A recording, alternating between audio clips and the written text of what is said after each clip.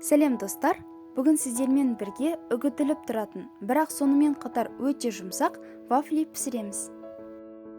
Сонымен бізге керекті заттар: 200 грамм ұн, 3 дана жұмыртқа, 150 грамм сары май, 100 грамм қант және 1 ас қасық лимон сығындысы. Ең алдымен сары майды аздап қана ерітіп, қантпен араластырамыз. Сары май мен қантты араластырып жатқанда, қант түйіршіктері ыдыстың шетіне тұрып қалып жатады. Оларды міндетті түрде осылай түсіріп отыру керек. Сары май мен қантты араластырып болған соң, 3 жұмыртқаны біртіндеп салып отырып араластырамыз.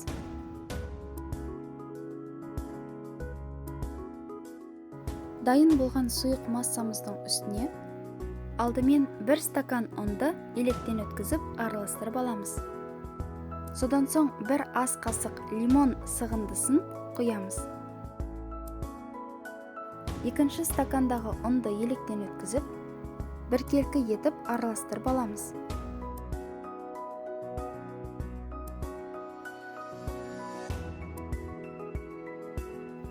Қамыр осы видеода көрсетілгендей болуы керек.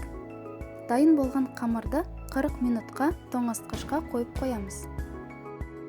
Алдын ала қыздырылған вафельницаға 4 ас қасық көлемінде қамырды саламыз.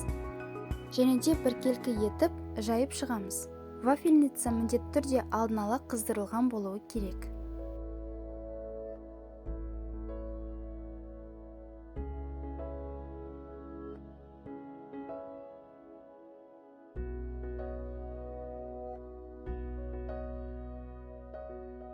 Ал енді қақпағын жауып 5-10 минут күтеміз.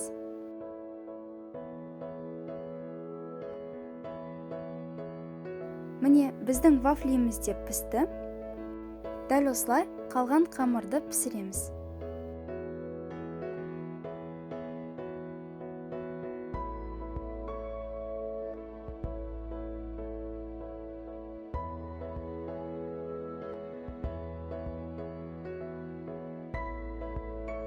Үгітіліп тұратын әрі өте жұмсақ вафлиді сіздер де жасап көріңіздер.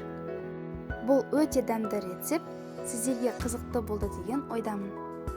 Келесі кездескенше.